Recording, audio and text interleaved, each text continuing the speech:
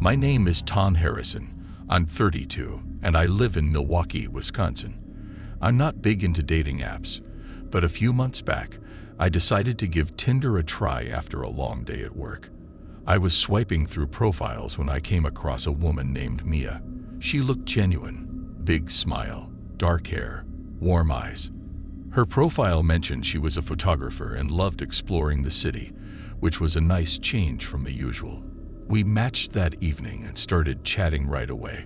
Mia was friendly, easy to talk to, and seemed interested in everything I had to say. We messaged back and forth for hours, and as the night went on, she even sent me photos of her apartment, a cozy little space with string lights and shelves stacked with books. The room looked so lived in, warm, and real. She talked about how she'd moved to the area recently and still didn't know many people, which explained why she was so eager to meet. Around midnight, she finally asked, "So, want to come over?" Normally, I'd hesitate, but something about her seemed safe, familiar, like I already knew her. She sent me her address, and I felt a little jolt of excitement as I grabbed my keys and headed out. Her place wasn't far, only about a 10-minute drive. But when I pulled up to the address, I immediately felt uneasy. The building looked abandoned. No lights, broken windows, and graffiti covering the walls. I double-checked the address on my phone, thinking I'd made a mistake, but it was right. Confused, I texted her, "Hey, I'm here. Are you sure this is the place?" Almost instantly, she replied, "Yeah, I'm inside. Just come in." I stared at the building, my gut screaming that something was wrong. There was no way anyone was living in there. I looked around, hoping to see someone, maybe another tenant, but the street was empty.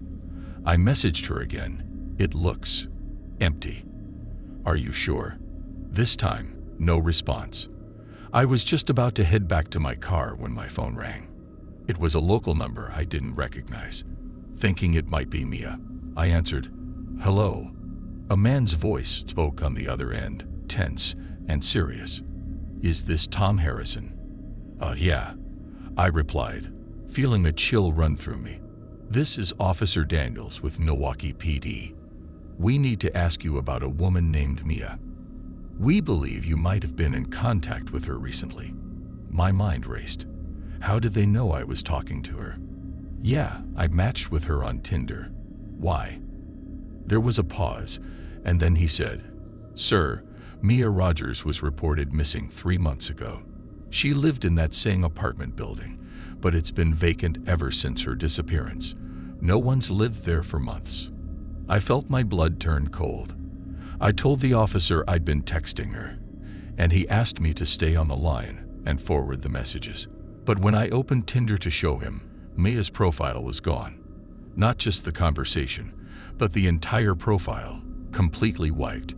The officer was silent for a moment before he asked, "Have you received any other contact from this account?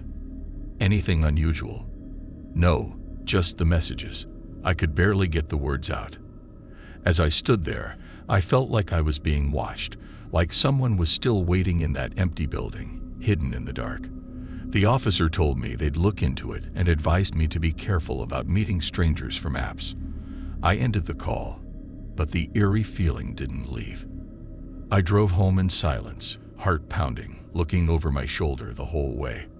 I deleted Tinder that night, blocked every unfamiliar number, and even changed my phone number a few days later. I couldn't shake the feeling that something or someone was still watching, still waiting. Mia might have been real once, but I'll never know who or what I was really talking to.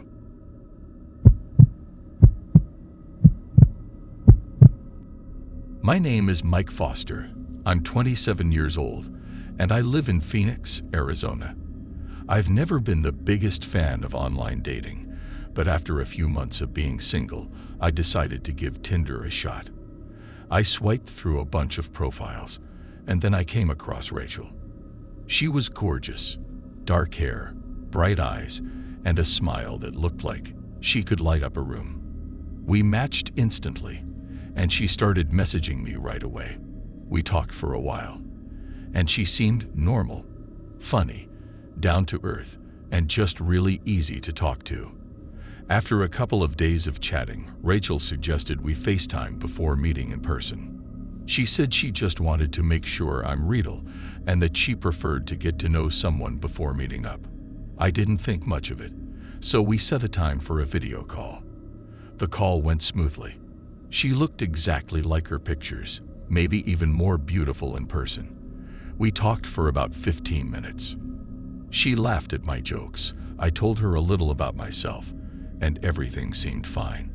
She asked about the usual stuff, where I worked, what I liked to do, and so on. After that, we agreed to meet up in person. We decided on a restaurant that wasn't too far from where I lived. I was excited. Everything seemed to be going perfectly, and I thought this might actually be the start of something good. When I showed up at the restaurant, Rachel was already sitting at a table. I could tell it was her from the pictures, but there was something off. She wasn't as energetic as she'd been on the call. She was quiet, almost nervous. I brushed it off at first, thinking she might just be shy. As we sat down, I tried to make conversation.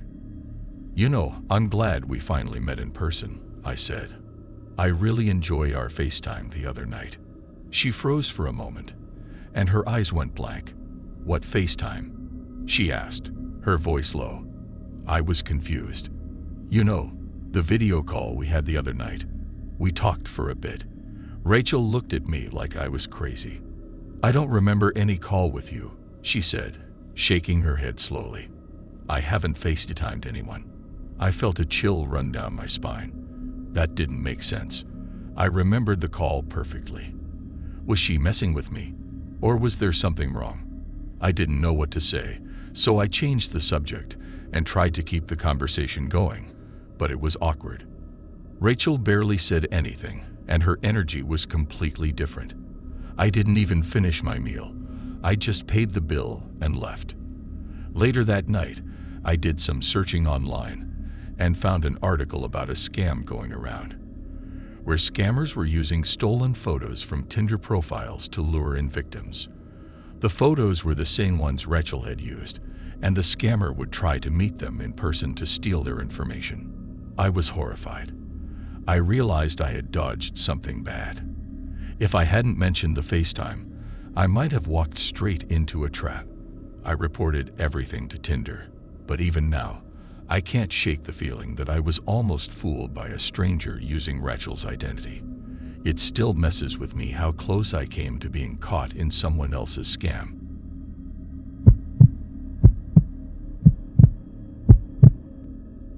My name is Jessica Hart. I'm 26 years old, and I live in a small town outside of Denver, Colorado.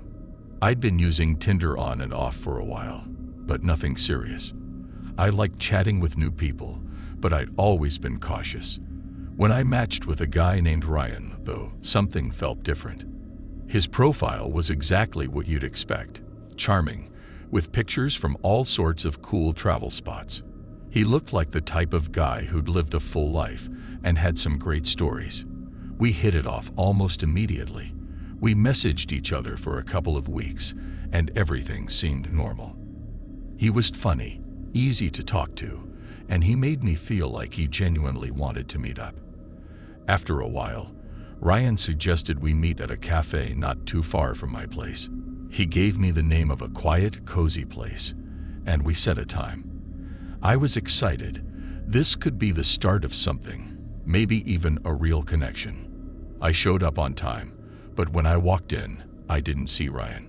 Instead, there was an older man sitting at a table in the corner. He looked up when I came in and gave me a small wave. I walked over, confused. He stood up and smiled, but it was a weird smile. It didn't feel genuine. "Hey, you must be Jessica. I'm Ryan's friend. He couldn't make it tonight, but he asked me to keep you company," he said casually. My stomach dropped. I didn't know what to think. I didn't want to be rude, but something felt off. I thanked him, but I told him I wasn't comfortable and that I was going to leave. As I quickly walked out of the cafe, I tried to shake off the weird feeling, but I couldn't. Later that night, I went back to Ryan's Tinder profile, hoping to reach out to him and figure out what had happened. But when I looked, his profile was gone. I couldn't find him anywhere. I felt uneasy, but tried to forget about it. The next day, I did some digging and found something that made my blood run cold. Several women in my area had reported similar experiences. They'd matched with a guy named Ryan, only to be lured to places where a friend would meet them instead, and none of those women had ever returned. I haven't used Tinder since.